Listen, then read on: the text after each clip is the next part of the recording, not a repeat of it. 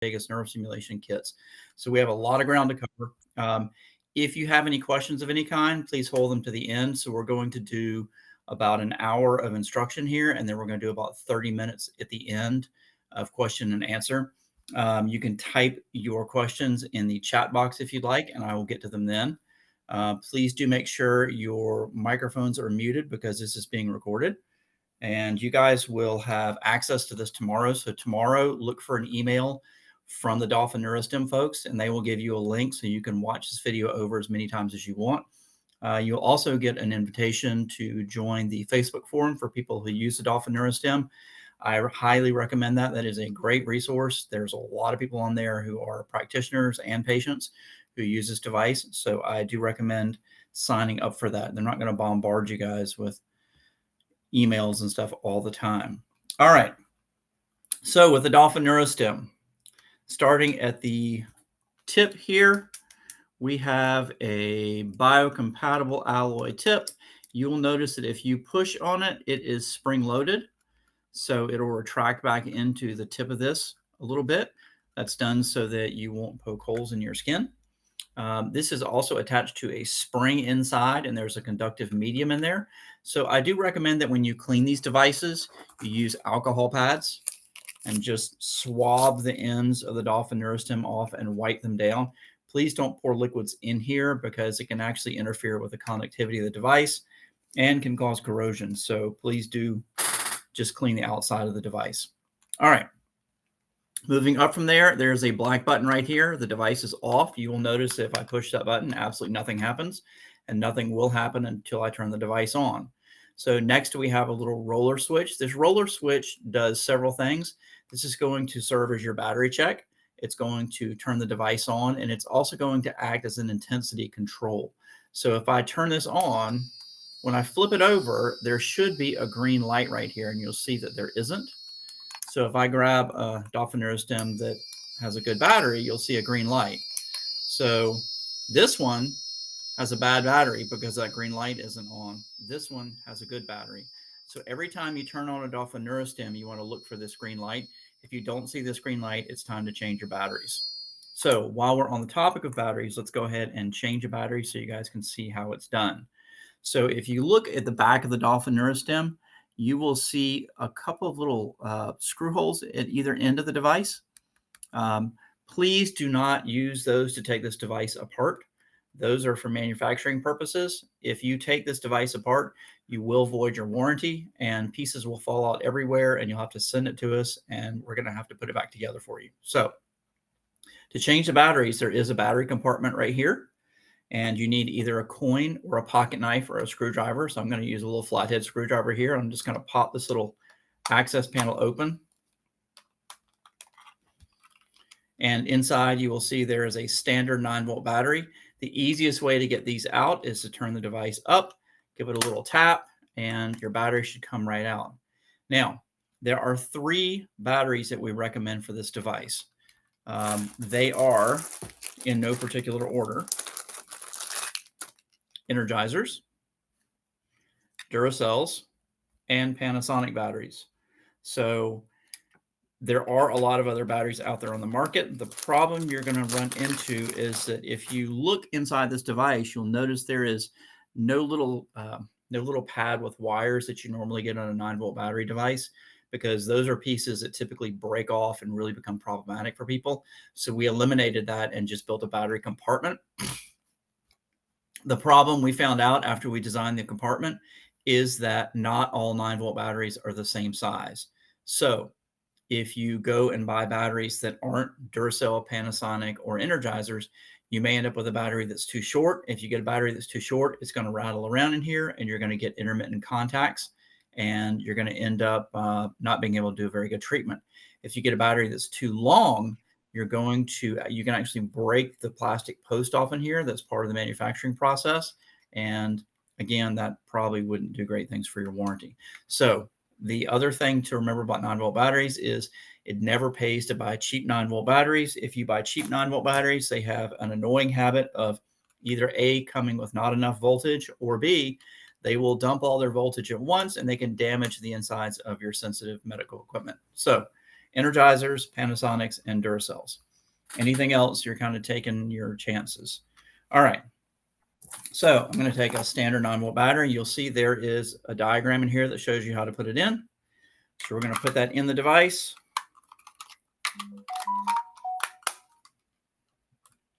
And I'm going to turn the device on using the roller switch.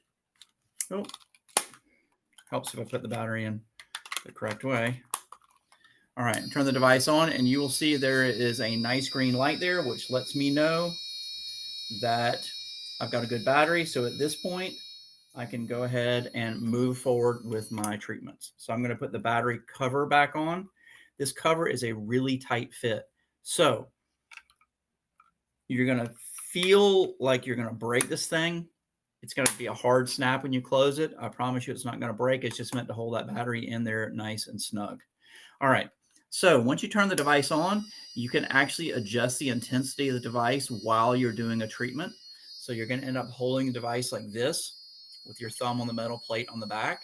You want your middle finger hovering over, but not on this black button. And then you can use your index finger to adjust the intensity when you're doing a treatment. So that's how it's designed to be used. If you hold it any other way, it is a bit awkward. Moving up from there, there is a small black button. This black button is going to come in handy when you're doing vagus nerve stimulation. You'll notice that when I push it, the device goes silent, but when I flip it over, you'll see that this is flashing. So this puts the device in a silent mode that is timed for roughly 13 minutes. And that will allow you to do a good vagus nerve stimulation treatment. Sometimes people use this feature for scars. When I work with kids who are autistic, I use this feature quite a bit. The problem with using this particular feature is that it does not allow you to find trigger points, motor points, and acupuncture points. So when it's on, when it's active like this, it will not find points for you. However, once the device is in what we call search mode, where you have a steady tone like this is what allows you to find points. So we're going to flip over to the back of the device now, and we're going to look at these little slider switches right here. Let's see if I can get this to focus for you. And you'll see the top one says polarity, and you'll notice there's a minus symbol, a plus symbol, and a plus minus symbol. So the minus symbol represents disbursement.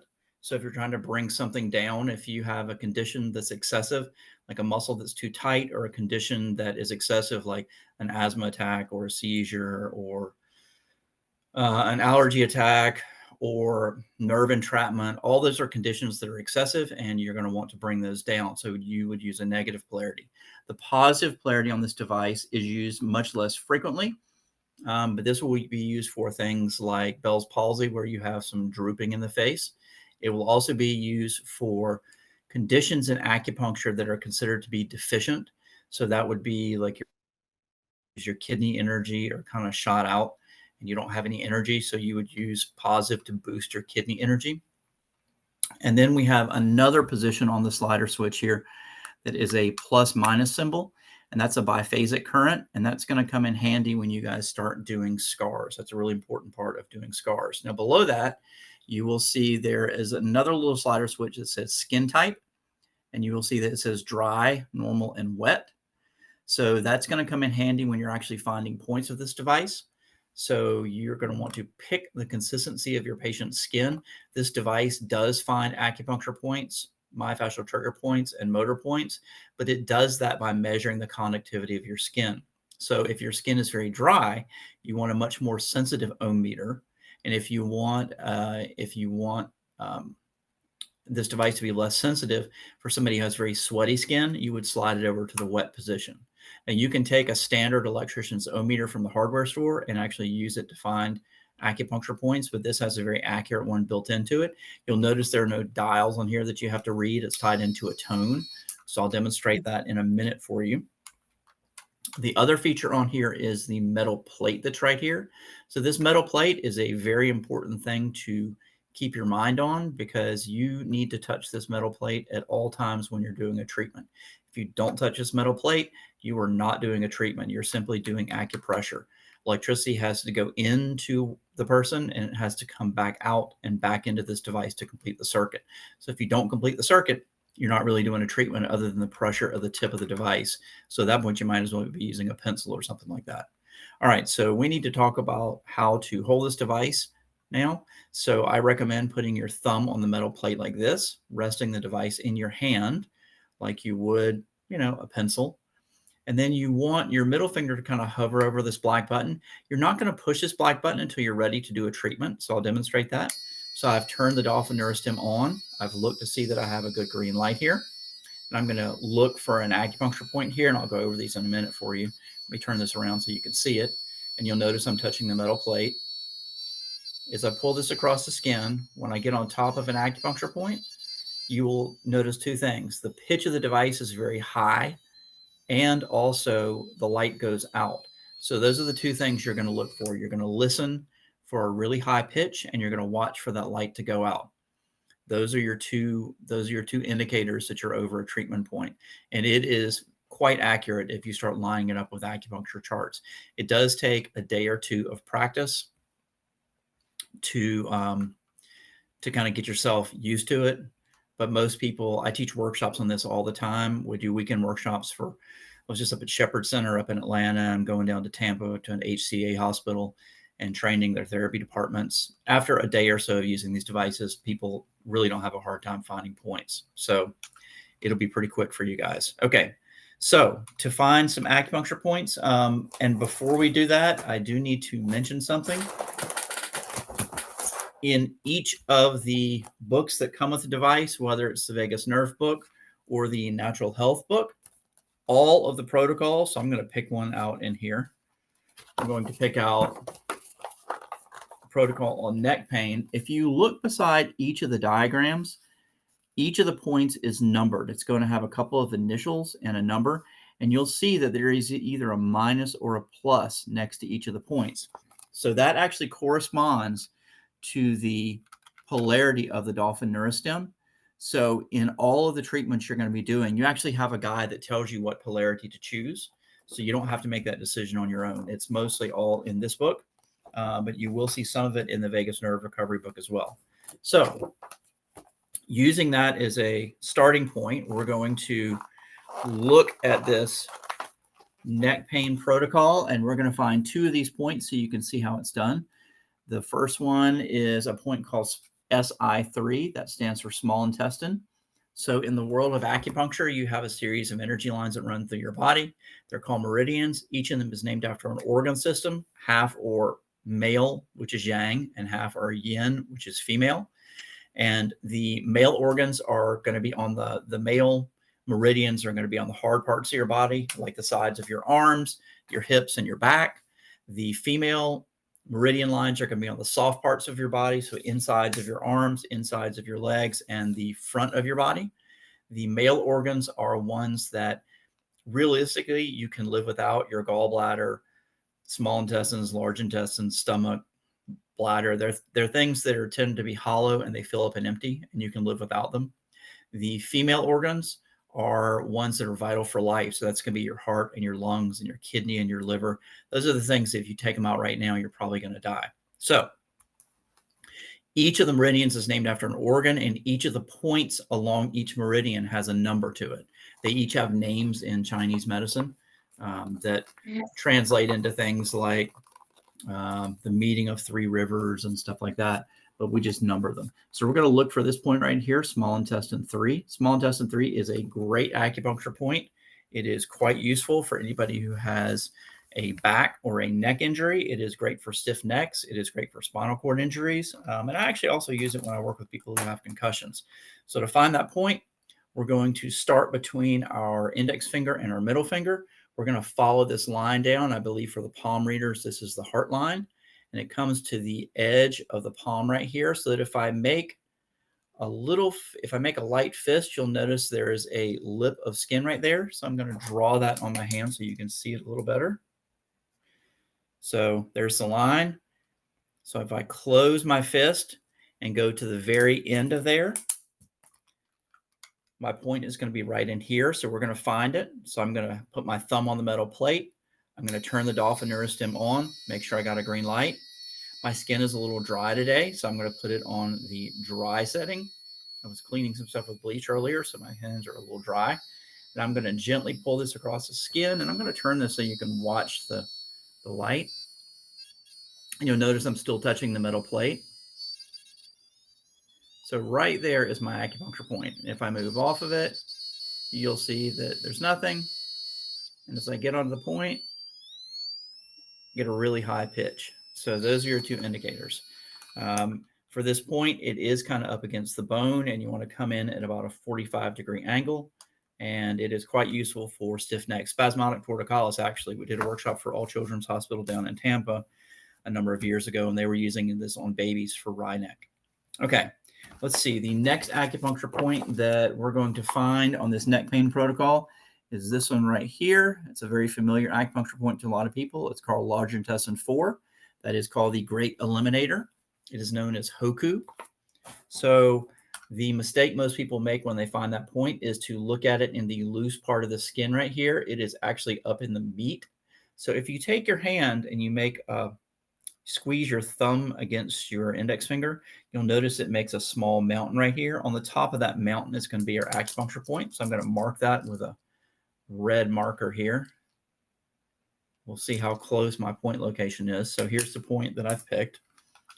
So we're going to turn this on and we're going to watch the light again. We're going to pull this across the skin, and you'll notice that as we get close to the point, the pitch gets higher. Let me see if I can turn this so you can see the light. So the light goes out when I'm over the point, and I can go back to that point every single time and get the light to go out. So it's very, very consistent. It's repeatable. It's scientific. So Hoku is known as a great eliminator. There are some great things about this point, and there are some things about this point that you need to be cautious about. So this acupuncture point is for the anterior neck and face. It doesn't matter what your problem is in that area. It could be a sinus headache. It could be TMJ problems. It could be a tension headache. What you don't want to use this point for is migraine headaches, because what we find, it's a very sympathetic point. It riles up the sympathetic nervous system, and it will make a migraine headache go away in many cases, but in about 50% of the cases, you will get a rebound headache that's worse than the first headache. So there are other points that we recommend for migraines, and not this point. It is a great point for general pain elimination. It's the most widely studied acupuncture point. You do want to avoid this point if you are pregnant, unless you are trying to induce labor, because it can be used to do that. So it's one of the points you're going to stay away from on pregnant people, if you have permission to treat them at all. So that's the basics of finding acupuncture points. I find it helpful if I hold the microcurrent device like this. And then the other thing you need to remember is, if you're treating yourself, all you have to do is touch this metal plate. But if you are treating someone else, so we're going to pretend like my body is different and these are somebody else's hands. If somebody is trying to find an acupuncture point in the middle of my forehead, if they just pull this device around and don't touch me, they're not completing the circuit. So they have to have skin contact with me somewhere. So they could use their other hand and do this. They could drop their hand down on my face so that the palm of the hand is in contact. They could grab my arm, but there must be some skin-to-skin contact in there somewhere. There is a way you can work around that with one of the cables from the vagus nerve stimulation setup, and we will go over that in just a little bit. Let's see here. The other thing you can do if you find that you have problems maintaining skin contact with your patients is, from the Dolphin Neurostim folks, you can order these. So you're going to take one of these and put it on your wrist like this. You want to make sure it's a snug fit, because this little metal plate has to be up against your skin. And then you're going to want to put this on your patient. So you guys at that point are connected electrically, and you don't have to have any skin-to-skin contact with your patient. So if you're working with patients who you're worried about getting an infection risk of some kind, this is a useful tool to have. And I don't think they're expensive. I think they're about $25. You can look on the website and see. All right. That is all of your basics about finding acupuncture points. So we should probably go over the points that you want to avoid if you are new to this. So there are some acupuncture points. First of all, I will say that if you are treating someone who's pregnant, I did work in women's health for a number of years, And we always had the physician's permission first to use this device on patients. They will prescribe TENS units for people's back pain. The general rule on TENS, and this is considered a TENS by FDA classification, even though it is a direct current device and not alternating current, is you want to stay off of the front of the body. So don't treat over a gravid uterus. You can treat on the back, that's fine. Avoid large intestine 4, that can be used to induce labor. Avoid any governing vessel points on top of the head, like by Hui, which is known as the meeting of 100 paths. That can push energy down. Again, it's useful if you're trying to start labor, but otherwise you want to stay away from it. Avoid points on the tops of the shoulders. These points push energy down as well. And you also want to avoid points on the inside of the ankle. There are a couple of acupuncture points there. One in particular is called spleen 6, which is quite handy when you're trying to set somebody into labor and their body's being stubborn and it won't go. Now, if you treat these points by accident on someone and don't know they're pregnant, don't flip out. It takes an awful lot to overcome the homeostasis of pregnancy. I have never heard of a case where somebody treated 2 acupuncture points and put somebody into labor by accident. And I've had cases where I was working with doctors and we were trying to put someone in labor and couldn't. I have seen this put people in labor. We've used it before, but I've also seen cases where it didn't work. So the homeostasis of pregnancy is a very strong thing, but still get the doctor's okay first. Okay. Other things you should avoid with this. Don't put this on top of your head if you happen to have seizures. There are acupuncture points that stop seizures, but on top of your head, this is considered a prohibited point for people with epilepsy and seizures. So stay away from that. You also want to stay away from pacemakers and defibrillators unless you have the express permission of the doctor. If you want to pursue that, there is a little, if in your case, I don't see one right here. In your case, it comes with the Dolphin Neurostim. There is a little piece of paper like this. It's a little booklet that says Dolphin Professional on it. And if you open it up to page probably 3, there is a diagram here or a chart of all the electrical output of the device. And you simply show that to the cardiologist or doctor, whoever the attending doctor is, and say, hey, we want to do some microcurrent on your patient. Is that okay? And they'll either sign yes or sign no. So leave that to their discretion. And there are some other helpful tips in here on point finding. And we also need to talk for a minute about extension probes. So depending on which kit you got, you may have something like this in your kit. If you don't have one, you can certainly buy them. I don't think they're more than $25. So this fits over the tip of the Dolphin Neurostim. You'll notice there's a shiny metal plate on there. That has to touch up against the metal plate here. So we're going to put this on. This is bendable, so you can bend it into whatever shape you need, and you can also bend it back. You can take this to a back scratcher if you need to reach points in your back. We do have people who use these intraorally for TMJ problems, and they have been useful in women's health in treating around episiotomy scars because it's a small area and this doesn't fit very well in that area. So you want to use these. Other than that, cheap, easy to use, and they last a long time. Okay. Other points we need to, no, not points we need to stay on. Oh, plates, screws, rods, any kind of artificial joints, all those are fine. Don't worry about those. Dorsal column spine stimulators are fine. Baclofen pumps are fine. Insulin pumps are fine. Don't worry about those kinds of devices. So no need to worry about those. Okay, so that is point finding. That's most of your contraindications. And we have gone over all the little attachments, except for the vagus nerve stimulation portion of this. So now we need to talk about how you would go about treating a scar. So scars are one of my favorite things to teach with this device. I have been doing therapy for, about 28 years now. I've worked for neurologists, neurosurgeons, physiatrists, and in women's health. I have extensive experience treating postoperative scarring and burn scars. I live here in the United States in South Georgia. There are a lot of paper mills around here. People tend to get really bad steam burns, and I have treated quite a few of them. And I've also treated some chainsaw injuries and other things like that. So these devices are almost impossible to beat when it comes to releasing scar tissue. scars, and I'm a manual therapist by trade, but your hands are a very poor tool for releasing scars compared to what you can do with microcurrent, because scars are an electrochemical problem. It's not a problem of just breaking up tissue. It's an electrochemical thing. So normally your body tissue has a negative polarity. Scars have a positive polarity and do not conduct electricity well. So what you will find is if you can repolarize that tissue, it tends to become less dense. So what are the ways you can do that? Well, you can do myofascial release. That is a piezoelectric effect with your hands when you start stretching the tissue slowly, but it is quite slow compared to the results you'll get with this. What I can do with this in one treatment would take you, I don't know, 10 or more treatments of manual therapy. It's not that it can't be done, it's just time consuming. You can do scraping techniques over time. You will see some change with that. You can do procaine injections.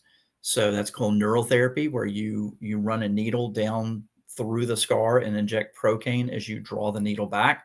And that repolarizes the tissue wherever it comes into contact with the scar tissue. And it's not the procaine itself, it's the charge of the procaine. So it's the electrical charge of the it's the electrical charge of the anesthetic that changes the polarity of the scar. If you use something like lidocaine, that doesn't work. It has the wrong polarity. So you got to make sure you use procaine for that. The problem with that is that if you have deep scarring, especially abdominal scarring, then you really can't start sticking needles down around in people's guts, because there's your stomach and your intestines and organs down in there you don't want a needle in. But you can address, because we use electrons with this, you can actually address very deep abdominal adhesions, as well as deep scarring around old broken bones and deep scarring from things like adenoid and tonsil surgery. So there's a lot of things you can do with this. So how do we go about doing this? Well, if you're going to release scars with a Dolphin Neurostim, you need two devices. So if you took like a standard TENS unit and took a couple of pads like this and placed them on top of a scar, what's going to happen is the electricity is going to go around the scar, because electricity takes a path of least resistance. It's never going to go through something when it has an easier path to take. It's like water. So you're kind of spinning in the breeze, as it were, if you're trying to repolarize scar tissue with a pad device. What you need is a direct current device, because that allows you to change the direction of the current using the polarity switch. And you need two devices. You need to be able to push from one side and pull from the other to repolarize that tissue. So I'm going to kind of turn you around a little bit here to my board, and we're going to do a mock scar treatment here. So we're going to have a little man here who has had open heart surgery, and he has terrible upper back pain because he's had open heart surgery. So we have our little guy right here.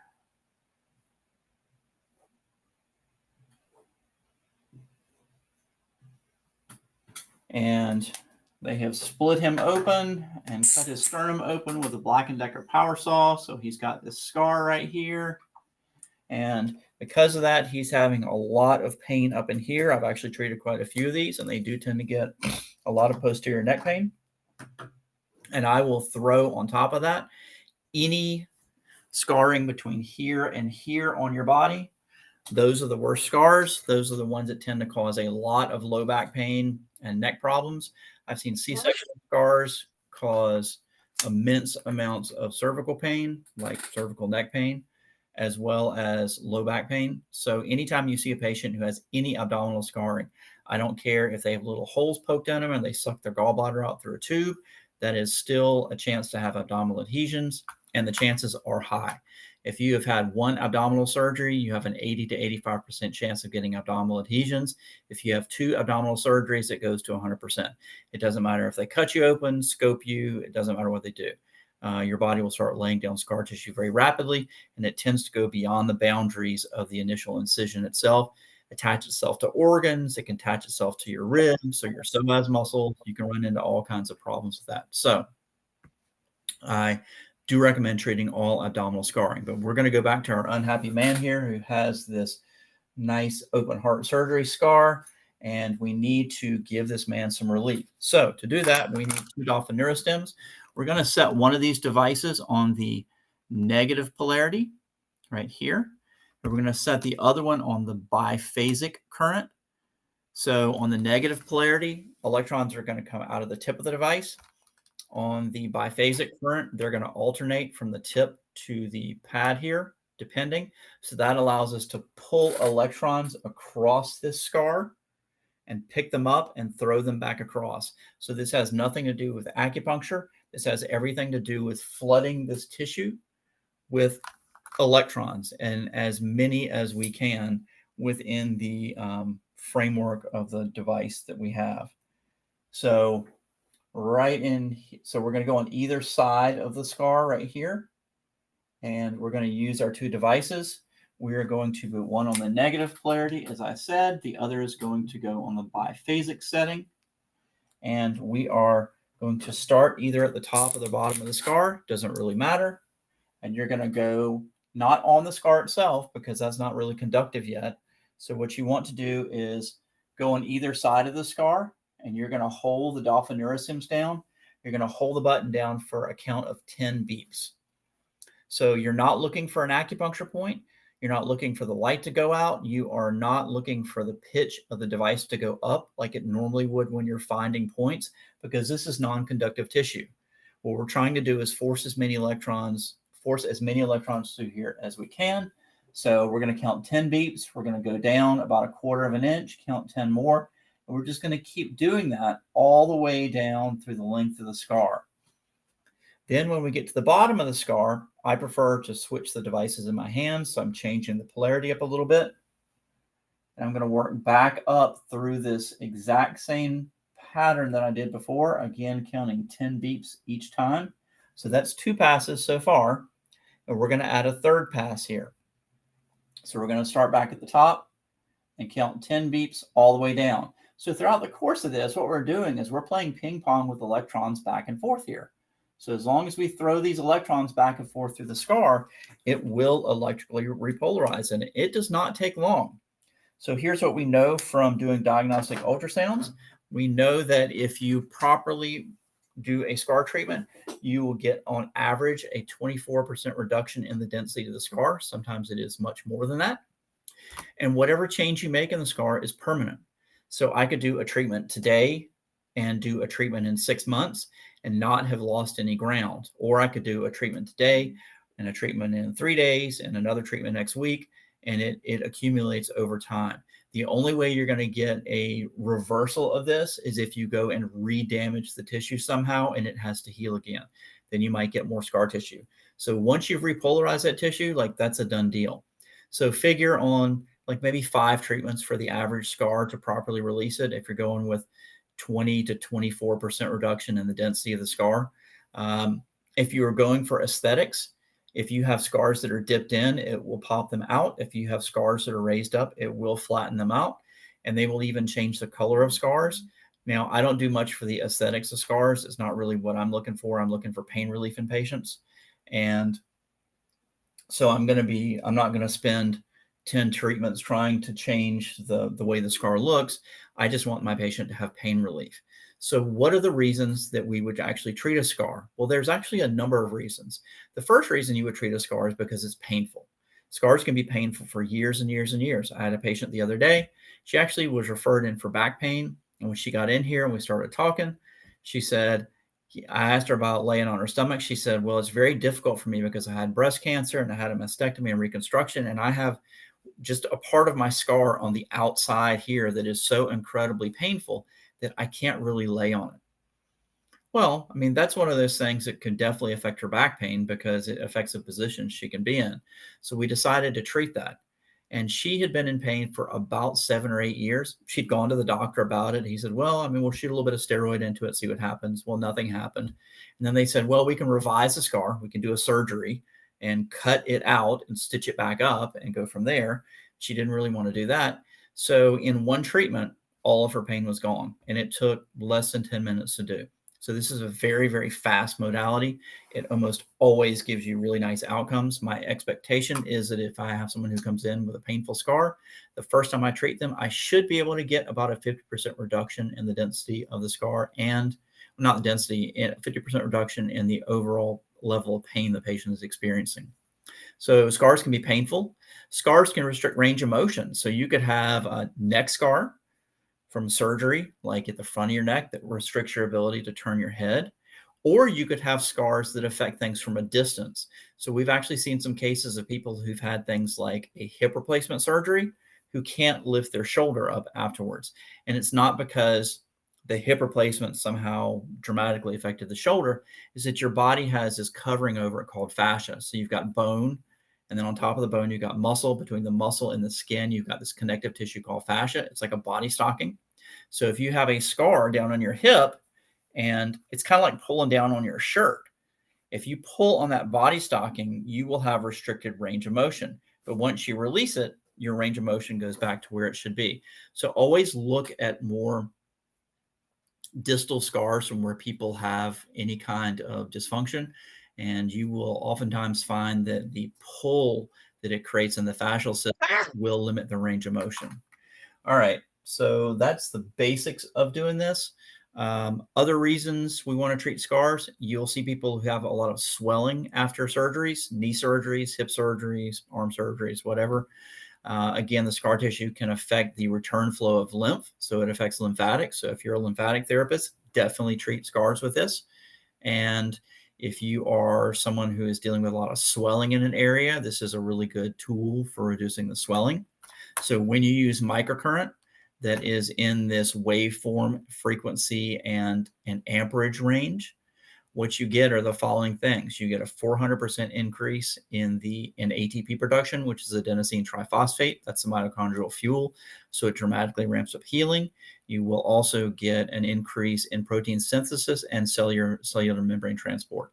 So a lot of the things you need for healing an area are present when you do microcurrent work. Healing is electrical.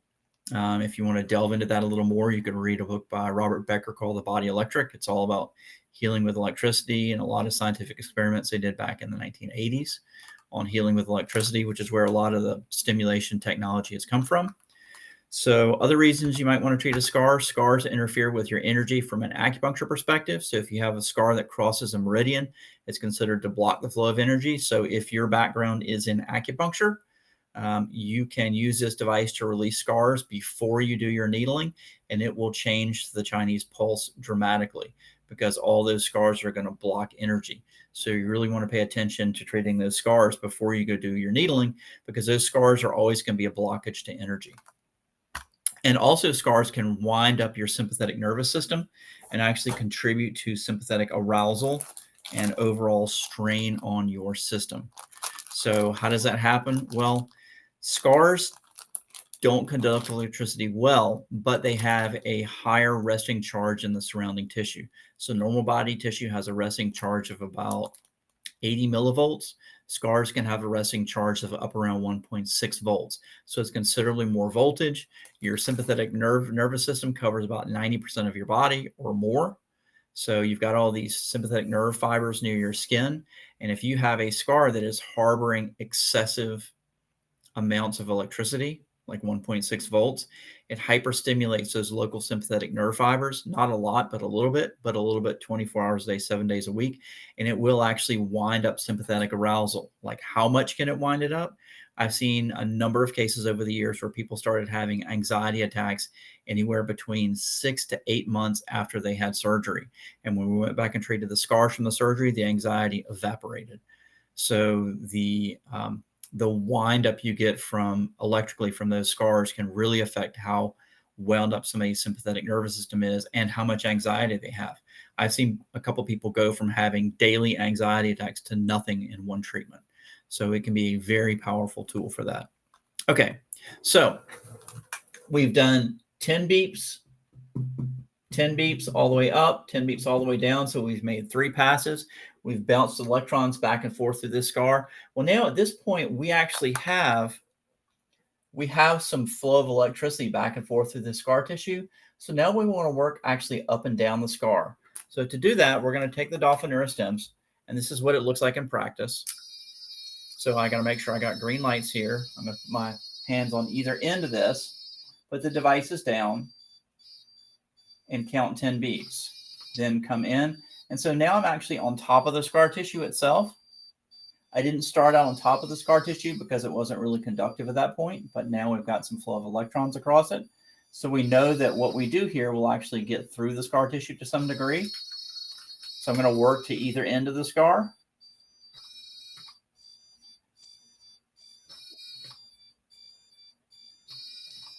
So I'm going to do that 3 times. So each pass is 10 beeps, whether you're on the outside or in the middle of the scar, and you're going to make 3 passes. So a total of 30 beeps. And that's the bare minimum of scar release therapy. I do teach entire 2-day workshops on advanced scar release. So this is just kind of the very basic part of it. However, if you use this very simple technique, this is about 80% of what I do when I do scar work, and I do market for that. So I market to surgeons who have patients who have painful scars. It's not really the surgeon's fault in a lot of cases. Some people produce more scar tissue than others, and it's very difficult to predict how somebody is going to scar. But once it's there, it can be very problematic. So I market for that. It's an easy thing for me to do. I don't have to use my hands as much, and it's very fast and it's quite effective. So it's one of the things I'm known for in this area. Anyway, that's the basics of doing a scar. You will notice that I was not trying to listen for a tone when I had the device on. I wasn't trying to get a high pitch. Now, when you treat a scar, you do need to have skin-to-skin contact with the patient, just like we did before. So you need to touch your patient somewhere, whether it's with the palm of your hand or on their skin somewhere else, to make sure the return flow of electrons gets back into the device. Again, we're always touching this metal plate unless we're doing something like vagus nerve stimulation. Okay, so there's your basics for scar release. Now we need to start to go over how to look at things like vagus nerve stimulation. So if you have a vagus nerve stimulation kit, you might want to pull that out. What is the vagus nerve? Well, the vagus nerve is the wandering nerve. It's the longest nerve in the body. It starts sort of back behind your ears and goes all the way down to your, all the way, it comes on either side, kind of comes together in the chest and goes all the way down to your gut. It's considered to be the information superhighway between the brain and the gut. Some people refer to it as the second brain because more information goes from your gut to your brain than goes from your brain to your gut.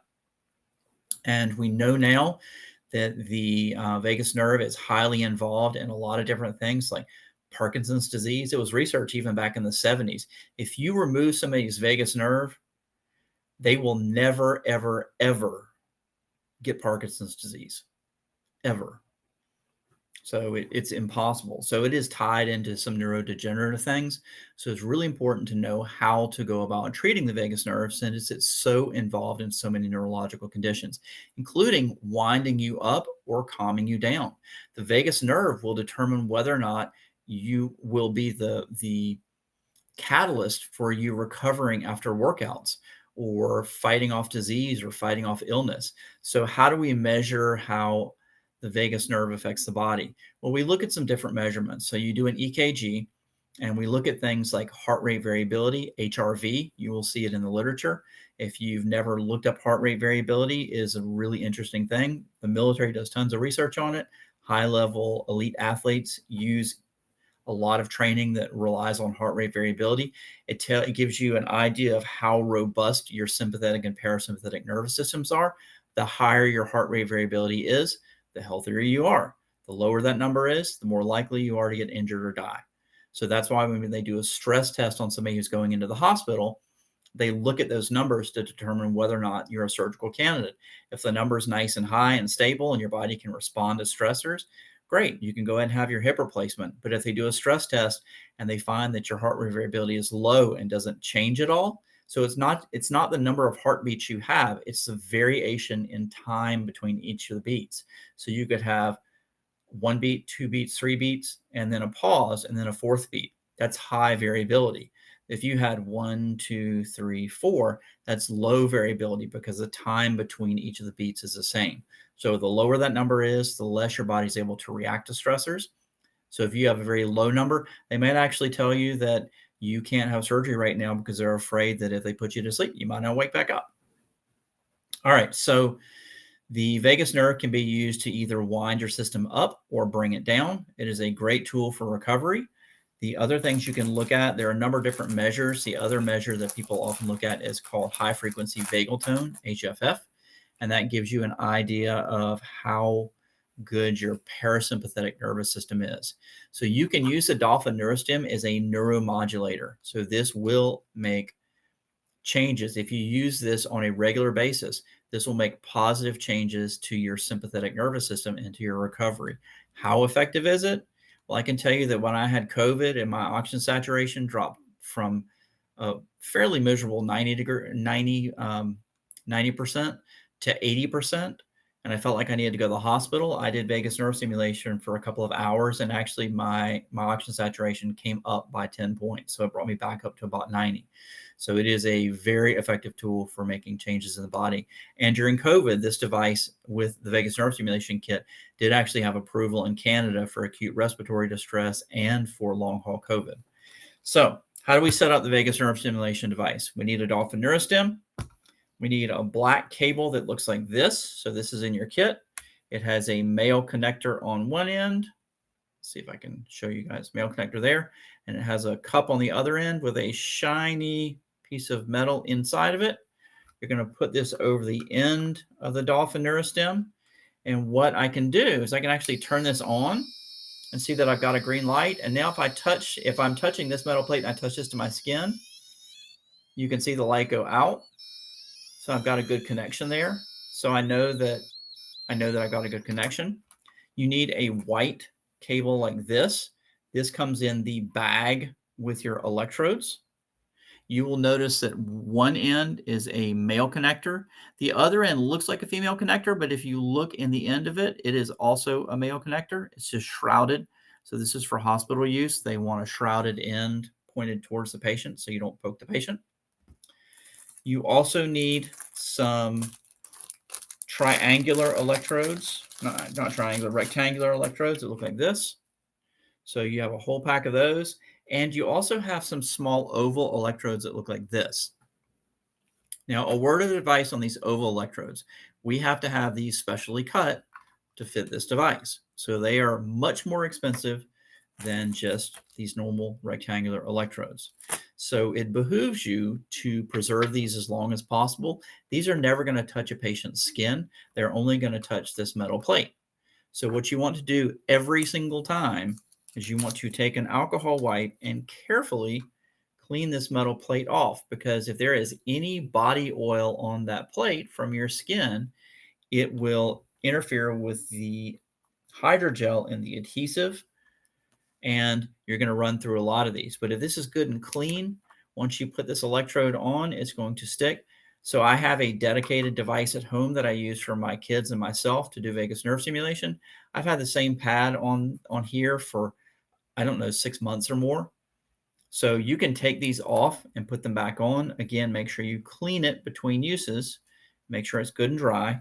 So you want to connect up your white cable with the oval pad. So now I have 2 connections on the Dolphin Neurostim. I can actually bring these together, and you can see when I touch the metal plates, you can see the light go out. So I've got a good connection there. So now I just need to attach these to my body. So how do we do that? Well, the first thing that you want to do is you want to grab some of these rectangular electrodes. There are 2 places we recommend putting these. One is over your wrist right here. There are a series of acupuncture points right here known as the golden triangle that are on the heart, lung, and pericardium meridians. They're very good for calming your system down. The other place we recommend putting them is down on your abdomen. So if your belly button is right about here, you want to count 1, 2, 3, 4 fingers below that. And this is where you're going to put your electrode pad. So if you're using these on yourself or the same patient over and over again, if you clean their skin well with alcohol, you can get 6 or 7 uses out of one pad. Obviously, only use it on the same person. Don't use it on other people. But you can use these over and over again as long as you clean the skin of any oil so that this works, so this attaches properly. So we're going to hook this on. I'm going to put this over my left wrist just so you can see it. So I'm going to put it right here. And I've got these acupuncture points covered that I want.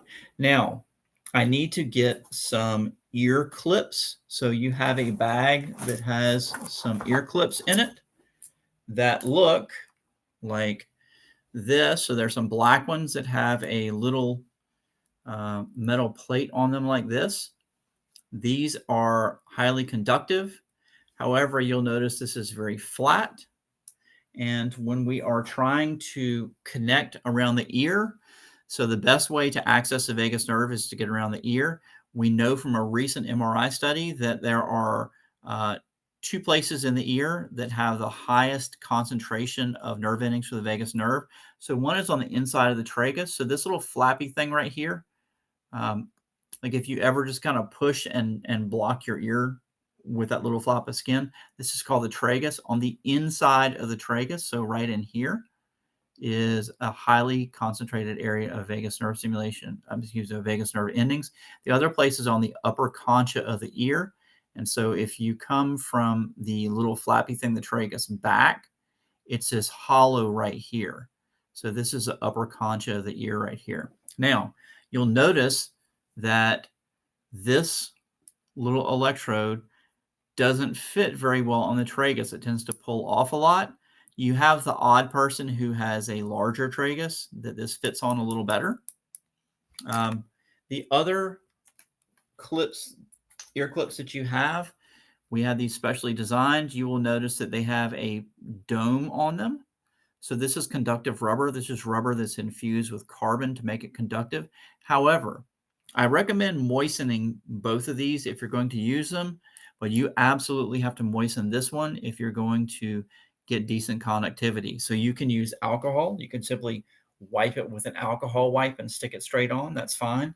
Again, you'll notice that it is a little bit easier with this to get on the tragus, but the reason these have this dome shape is so that they fit nicely over the ear and go into the upper concha of the ear, and you get a nice contact right there.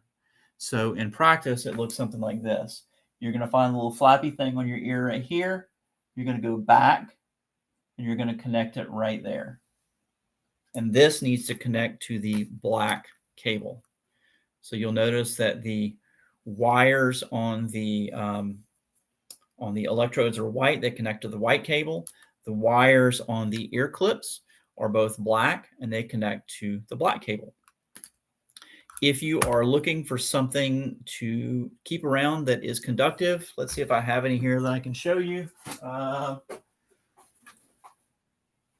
I do use something. Please do not try and buy this from the Dolphin Neurostim website because they do not stock this, but you can get this on Amazon.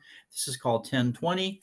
It is an EEG paste. It is very, very sticky, and it's used to stick electrodes to your head when you're doing EEGs, but it's also highly conductive to electricity and is a nice tool for, you just take just a tiny little bit of this and wipe it on your ear clip and put this in the upper concha of the ear. So now that I have a pad on here and I have a treated tip so that it has something conductive on it, if I turn the Dolphin Neurostim on, you will notice that the light is out, which tells me again that it is conducting well. Now, if I want to start vagus nerve stimulation, I need to push this button right here. So as soon as I push this button, you'll notice that the device goes into a silent mode. Now, here's something to pay attention to. When I turn it over, you'll see that this is flashing. But if I roll this down to a lower intensity, you'll notice that it is not flashing. So don't rely on seeing a flashing light to tell you that this is doing what it's supposed to do, because the light may not be flashing. As a matter of fact, there are 2 times, and 2 times only, that you want to look at the light on this device. When you turn the device on to make sure that the battery is good, that's the first time. And the second time is when you are finding an acupuncture point, a motor point, or a trigger point. When you're doing that, you want to see the light go out. Any other time, don't pay attention to the light because it will drive you crazy. Sometimes it flashes, sometimes it don't. It doesn't. It depends on the polarity. It depends on the intensity that you have it set on. It depends on the conductivity of the person's skin. So there are a lot of variables there. So don't look at the light unless you're trying to check your battery or find a point. So now I've got this on. I'm going to push this button and it's going to go into a silent mode. And I can just put this down. I can read a book. I can wash dishes. I can do whatever I need to do. So the first time you do a vagus nerve stimulation treatment, you want to do this for about 5 minutes. So here in the clinic, if we do vagus nerve stimulation on a patient, whether they're going to be taking this home with them, because we do send them home with patients sometimes. Sometimes patients buy their own device, but we do a 5-minute treatment. People have very different degrees of sensitivity with their vagus nerve. Some people are highly sensitive, and 5 minutes is all they need. But sometimes you have people, which is more normal, you can do upwards of a 30-minute treatment, and it's going to take that to have an effect on your patient. So you need to test it carefully. So what we recommend is 5 minutes the first treatment. Each successive day, you can add 5 minutes to that until you get somewhere between 20 and 30 minutes. And that should be about where you need to be. So how long do we want to do vagus nerve stimulation for? Well, it really depends on what your activity level is and what's going on. So let's use an example. We'll use me. So I'm 53 years old. I do 10-hour days at work. I start at 8 o'clock in the morning. I finish at 6 o'clock at night. I do 10 hours of therapy straight through. Then I go home. I raise 2 children by myself. So I cook meals and I get people ready for bed and make sure homework's done and all that. So I'm just beat at the end of the day. I'm not 40 anymore, so things don't recover as quickly. So what I find is if I do vagus nerve stimulation twice a week for about 30 minutes, I can coast through the week. If I don't do vagus nerve stimulation over time, because I've done this for quite a while now, so it's kind of built up in my system. But if I don't do vagus nerve stimulation, what happens is I get about halfway through the week, I get to Wednesday, and I really start to kind of gas out. I just start being tired and exhausted. So this is a really good recovery tool from physical things. So either stress or any physical activity. So in the world of elite athletes, they do look at heart rate variability. If your heart rate variability gets too low, you go into something called OTS, which is overtraining syndrome. If you're in overtraining syndrome, it doesn't matter how much you work out. It doesn't matter how hard you run. You won't get any faster. You won't get any stronger until your heart rate variability resets and your body can recover. So that takes about 72 hours once you're in overtraining syndrome. However, if you do a workout and do vagus nerve stimulation immediately after, then it completely resets your system on the spot and you can work out the next day and you're fine. And you will actually make those gains. So someone who is severely ill, let's say you have COVID or you have toxic mold exposure or you have an autoimmune disease of some kind, something like MS, that every time your body gets flared up over whatever, it sets you in an MS flare. So this can be used to stop the production of pro-inflammatory cytokines. So it brings down inflammation in your system. So a person in one of those circumstances might be using this for upwards of an hour a day. But it really depends on what's going on with your body. If you are a really hardcore athlete and doing hardcore workouts every single day, you should be doing vagus nerve stimulation immediately after each of your workouts to reset your system. Or sooner or later, your body's going to falter and not go in the direction you need to. So if you have someone who's very ill, like COVID or something infectious, you can use this to boost your immune system. It's a great tool for that. It's also a good device I use it quite a bit for post-concussive syndrome and people who've had strokes and brain injuries. So those are some of the things that I've treated over the years. And being able to do vagus nerve stimulation at home really does speed up the recovery. So that's a nice tool for your patients. Let's see, what else you guys need to know about vagus nerve stimulation? Oh, okay. So in your kit, you also have a bridle or what's called a Y wire that looks like this. If you have an older kit, you may have a shorter one like this. Well, that's not the short one. I don't know where the short one is. Oh, well. Most of the older kits will have shorter ones, but you have this Y wire. So how do you put this into play? Well, I'm going to disconnect my ear clip. I'm going to connect my Y wire. Then I'm going to put one ear clip on one male connector. I'm going to put another ear clip on the other male connector, and now I can connect to both ears. I can put one on my right ear in the upper concha of the ear right here, easiest place to go. And I can do the same thing on the other side. You could also put these on your earlobe, but the earlobe is not really, it doesn't have the same number of sympathetic nerve fiber endings there. It doesn't really correspond well to the vagus nerve. So either stick with the tragus or upper concha of the ear. So I can put one on either ear and I can do a treatment this way. And if I'm going to put it on either ear, you probably want to move this down to your tummy so that all the current is coursing up and down your vagus nerve, so it hits that a little bit better. Not everybody can do dual treatment like this. I have one friend, and he's good with right ear, he's good with left ear, but if you do both ears at the same time, it actually makes him nauseous. So you want to test this for a few minutes before you go deep into the hole with it, because everybody's a little different in how they respond. So if you're going to do both ears, you're going to put this on the biphasic setting. So you're going to slide this over on the polarity switch to the plus minus symbol. So that way it's going up and down on both sides. So it's completing the entire vagus nerve circuit. If I'm doing just one ear, my left ear, and we do prefer doing the left ear. So the left ear is better for bringing things down. The right ear is better for bringing things up. Most of the time you want to bring things down. So you would go left ear, negative polarity.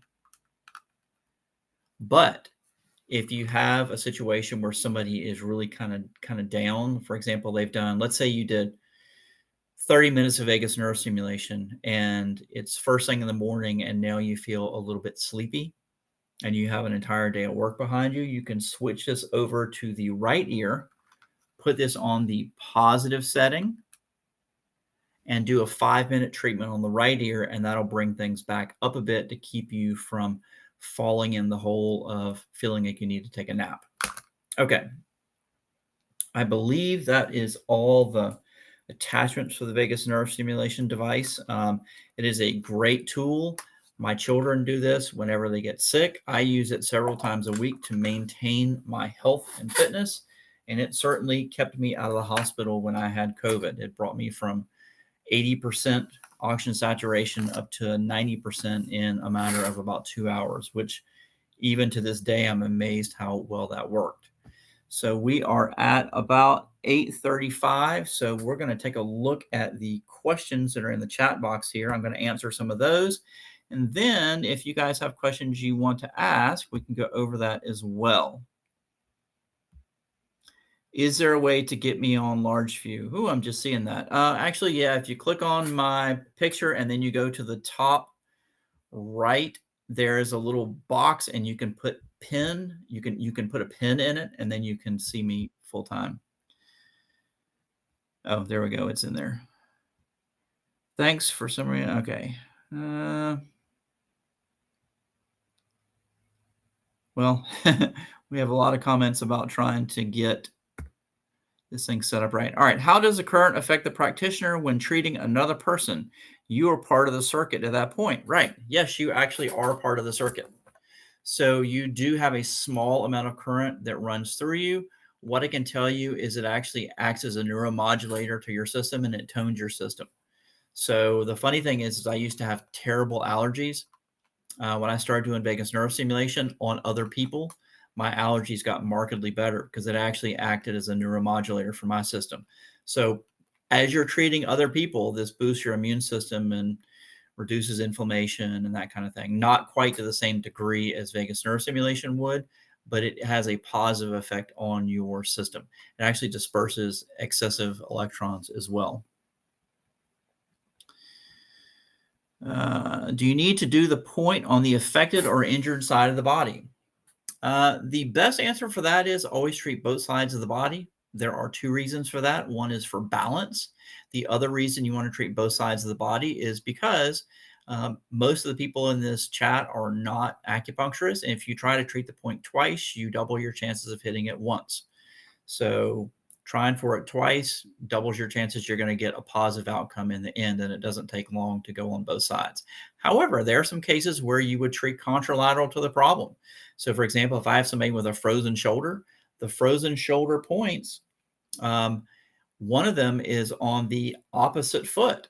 So on the contralateral foot, that's the acupuncture point for this. So sometimes there are cross patterns, but typically your book is going to suggest that you treat on both sides of the body. That way you've got yourself covered all the way around.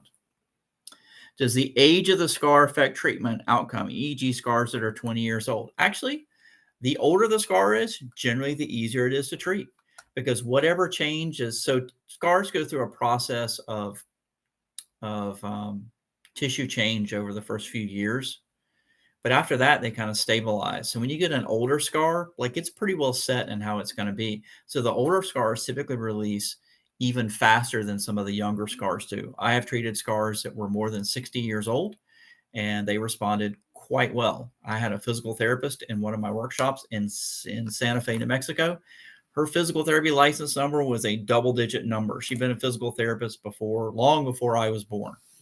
And she came to class because she was bored and retired.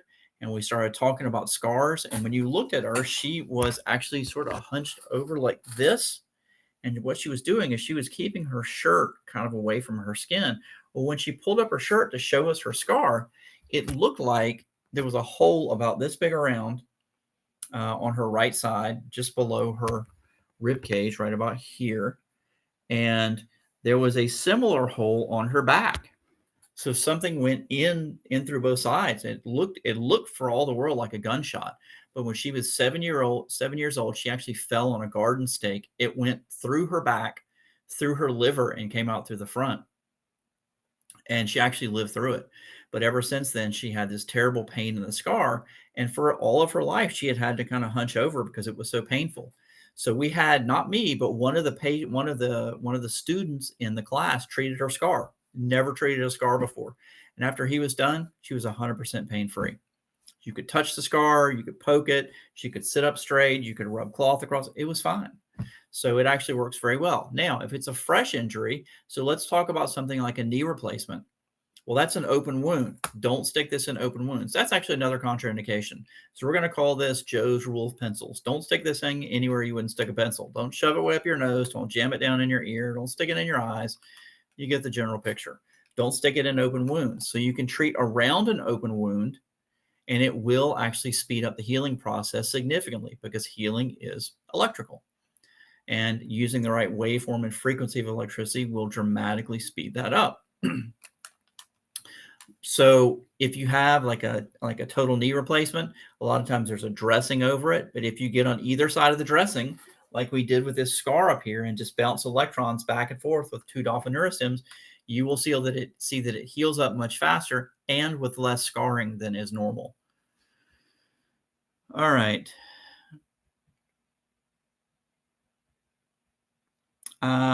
You bought the vagus nerve kit, but given the short Y cord, it seems short. How does it reach?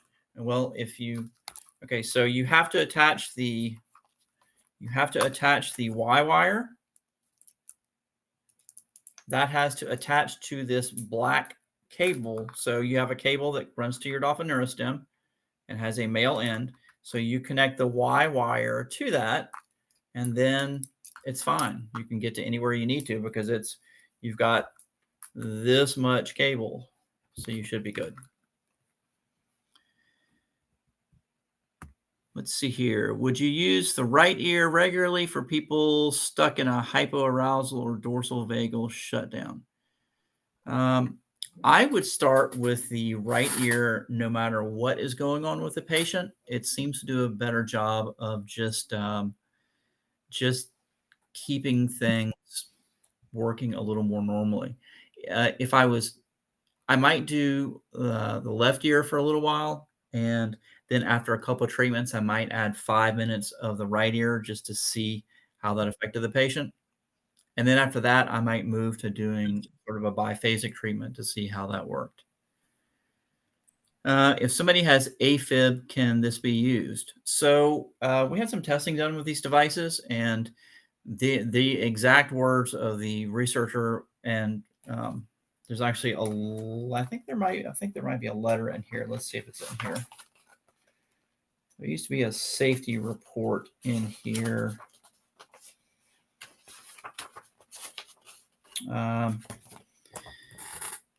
This will not fibrillate the heart. As a matter of fact, there are acupuncture points that are for heart problems. They're on your pinky finger. They're supposed to. I've seen them stop angina attacks. They also work very well for things like migraine headaches, because that's vascular. And I know a couple of patients who've had heart attacks who were able to stimulate that same point, and it seemed to stop their heart attack. It is on the inside of your finger. It's called heart 9. It is just outside of the border of your fingernail, down at the corner. It is a very tender point, highly effective for strokes and post-concussive syndrome as well. Can you use both dolphins for bilateral acupuncture points or trigger points? Absolutely. Most of the workshops I teach, the magic in acupuncture comes from doing circuits. So it's treating 2 acupuncture points at the same time. For example, I might treat gallbladder 34 because it's the influential point for muscles and tendons throughout the body. So you have a musculotendinous injury of some kind. So I'll treat gallbladder 34 because it influences that tissue. But then I might treat over the area where you have the pain, or I also might know that you have that injury because you were beaten severely and you have a lot of fear. So I might treat, say, kidney 3, which is a fear point in acupuncture. So I might treat a point for the tissue that's injured, and I might treat a point for the emotion that's associated with that. But whether you're treating 2 nerve points at the same time, 2 trigger points at the same time, what we know electrically is that if you stimulate one acupuncture point with a microcurrent device and you measure the conductivity of all the other points in the body, they stay the same. But if you treat 2 acupuncture points at the same time with microcurrent, the electrical resistance of every single other acupuncture point in the body drops. So there's something significant that happens when you stimulate 2 points at the same time. So anytime you can stimulate 2 points, do. It is definitely to your advantage. Let's see. Oh, by the way, cancer. This is not contraindicated for cancer. It is considered to be a caution. I would check with the person's oncologist. The argument against using any TENS device is that because it increases ATP production, it could increase cell growth in an area of uncontrolled cell growth. So they say avoid treating over cancerous tumors. Now, that being said, in the current research, there's actually a microcurrent treatment for brain cancer that passes direct current back and microcurrent back and forth through your head that actually shrinks tumors. So like this doesn't have that medical indication, but you might want to look into the research a little bit. Okay. Is it necessary to do both left and right ear for vagus nerve stimulation, or do just left to calm the system down? Generally, I do a lot of left ear. Most of my patients, I just have them stick with left ear stimulation. I'm usually 5 or 10 treatments in when I start making many changes to that. I just want things to kind of get settled. I want to modulate their nervous system. If they feel like they start getting tired from doing it, we either back off on the amount of time we do it, or we can add 5 minutes of positive stimulation on the right ear. What about a scar that's not visible, like a dislocated clavicle from sternum that has never been treated? Yes, you can treat over that area. As a matter of fact, you can actually do something that's really cool with scars using the attachments from your vagus nerve stimulation kit. So what you can do, so let's say that you have a scar, an internal scar here of some kind. You can put a pad on your back and connect this to your Dolphin Neurostim. And now when you do your treatments over that area, it's going to actually pull current straight through to your back. So you're actually penetrating really deep. I see Donna shaking her head, so it must be you who has the clavicles up. That same trick actually works for abdominal scarring, so deep abdominal adhesions. You stick an electrode on their back, and you treat with both of these through the tummy. If you can't see the scar, visualize where it should be and work. And you can work up and down, or you can work around it. We didn't really cover that, but let's say that you had a scar that looked more like this, like a burn scar, or where a broken bone is or something like that. So here's your scar. It looks like this. So what do you do for a scar like that? Well, you do the same thing essentially, but you just pretend like it's more of a clock. So you start on either side of the scar, negative and biphasic, and you just work around it like this. And you do 3 passes around it, and then you got to work through the scar tissue itself. Now, there's more surface area in here, so it takes a little bit longer. But if it's up at your clavicle, I would just treat around the entire area. And then I would treat all the attaching muscles. I would treat, anything in the area. I would treat the pecs and the scalenes and any muscles that attach down that area, because those are going to affect it as well. So things that count as scars, broken bones do count as scars, because you can get scarring in the periosteum of the bone and trigger points there. You can get scarring in all kinds of different places. Chronically sprained or strained ankles or wrists are something that you can treat as well. And those will have a dramatic effect at times. Let's see. Where can electrodes be purchased? Any other regular electrodes will fit, or are they special? The only thing special about these is that, gosh, I spent months ordering electrodes off of every website I could find. I can't remember exactly which ones these were, but we tested a whole bunch of them to see which ones would actually last the longest and conduct the best, and these were the ones that conducted the best. So these are the ones we carry. You could certainly use other electrodes if you wanted to. These electrodes we have specially cut to fit here, so you can only get these through us if you want them to fit properly. You can get those off the website.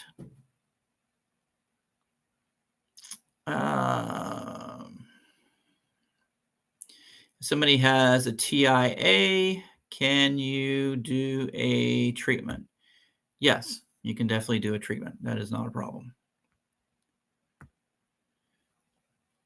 When you use both bilateral, it has to be the same way as if it is used with scars, the polarity. Let's see. That was TF. When you use both bilateral, are we talking about with the ears? Or are you guys talking about on a scar? Let me know on that one. Can it be used on someone? Oh, can it be used? Can you use both dolphin for bilateral? Let's see.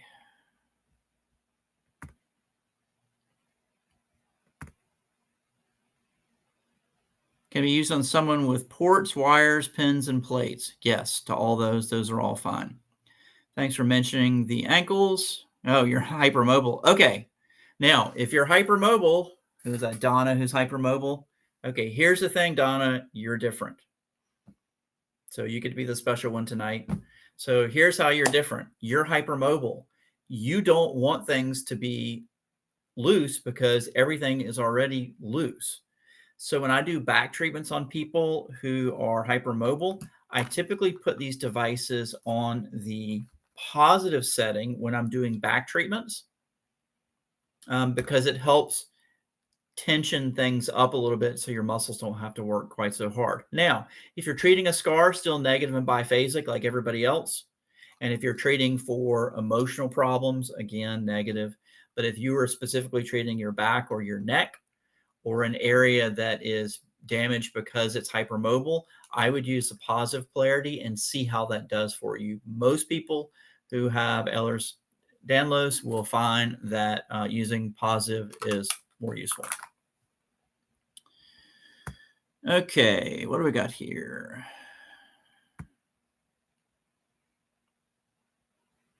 Trigger points. Oh, yes, you can use them on trigger points. You use them both on negative.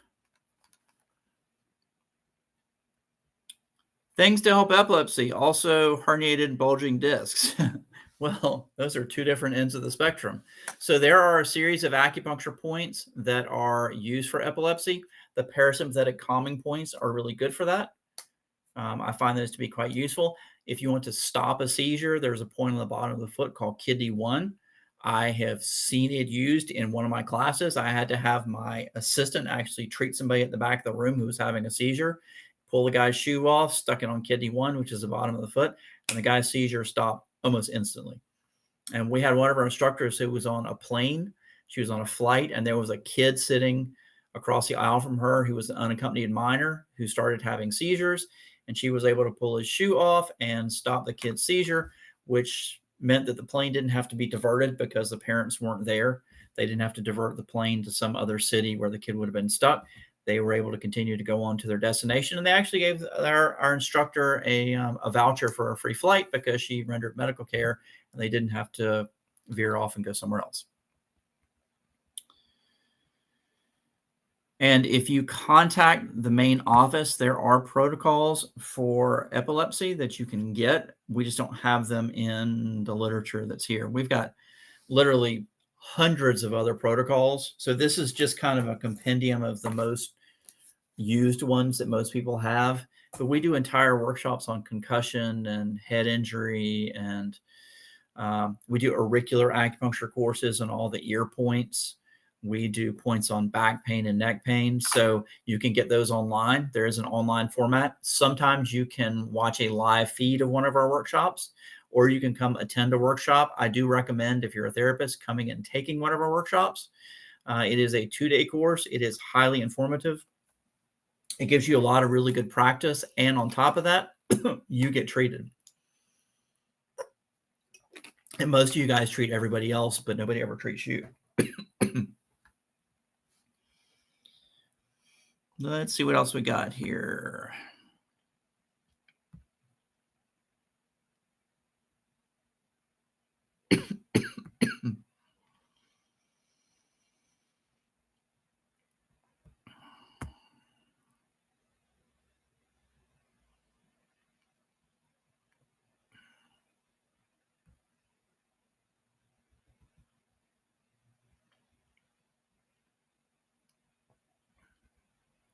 I think the clavicle sternum things, perhaps causing thoracic outlet syndrome or something on the same side, possibly.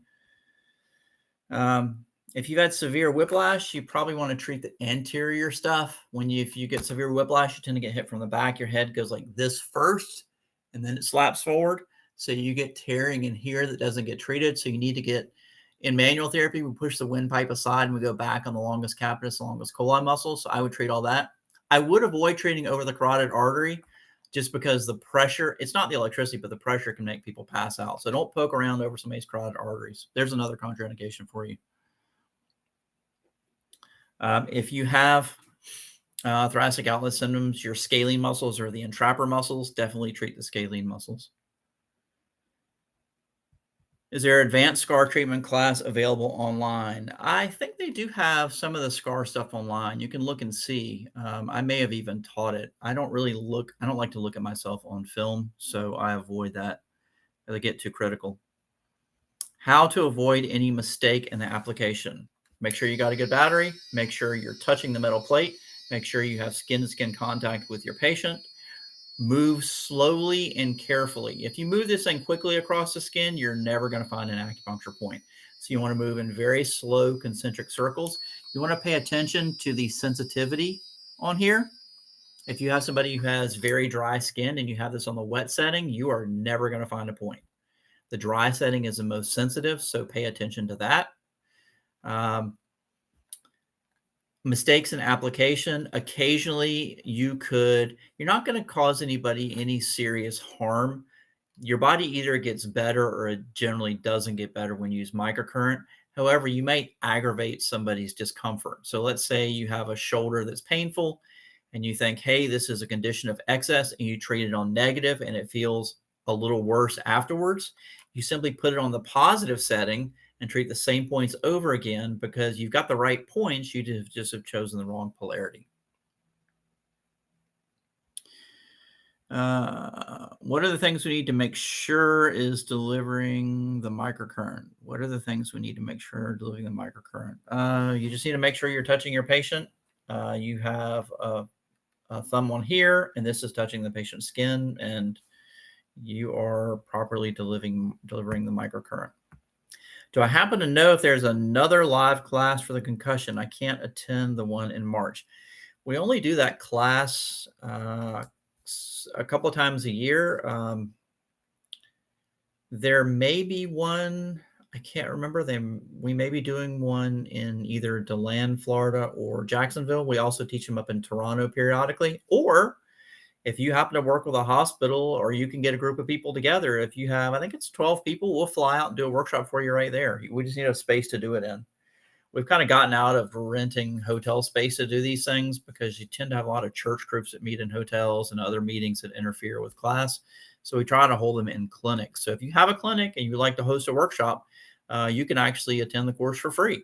So do talk to Dr. Bruce, who owns the company, if you want to host a workshop, and he will be happy to set you guys up for that as long as you can get the requisite number of people to hold the workshop.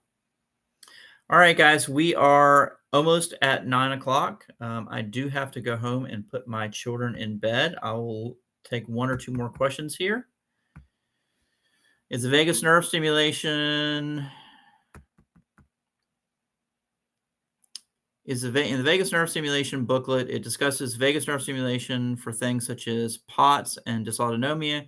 Can you share how you would approach treating these conditions? The manual also mentions it's important to address inhibitors. Okay. So vagus nerve stimulation is great for things like POTS and dysautonomia. The things our inhibitors are scars, because scars affect the autonomic nervous system. So I have seen cases of POTS that disappeared after we treated scars. So scars, vagus nerve stimulation, you definitely want to treat the spine on most of these patients because those are areas where you can get nerve impingement that ramps up sympathetic nervous activity, which can affect things like POTS and can also affect things like dysautonomia. So anything that winds up the nervous system is an inhibitor. So really, you don't want to go poking too much in the personal lives of your patient, but if you know the person has a past history of abuse or anger or fear or whatever, treating the appropriate acupuncture points for that winds them down some. I've done a fair amount of work in the past with veterans. I've taught at a number of different military bases. PTSD is a real problem when it comes to pain management. I have actually managed the therapy department of a pain management practice that had chiropractic, physical therapy, massage, microcurrent, psychology, Feldenkrais. We had a bunch of different stuff in it. And I can tell you that for people who have past trauma, a lot of times the physical things that would normally get them out of pain aren't enough. You have to treat and unwind the autonomic nervous system a bit before the pain will start to subside. All right, let me look at this for a second.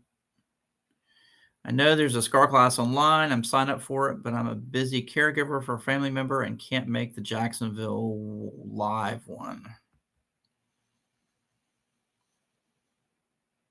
This February, do I know when the spring classes come out? If you just keep looking at the website, they will post them on there. They'll let you know when they're around. So it won't be a problem. The SCAR class comes around probably 3 or 4 times a year. So you should be able to catch it, and you can sometimes sign up to attend them online. And I do believe, look on the website and see, but I do believe they have a pre-recorded version that you can look at as well. Let's see here. And guys, do respond to our message from the Acumed folks so you can join our Facebook forum. It's a great place to ask questions and connect with other people who are doing this, who may be able to either help you out with your problems by treating you or practice with you, or just help you have a place to refer other patients.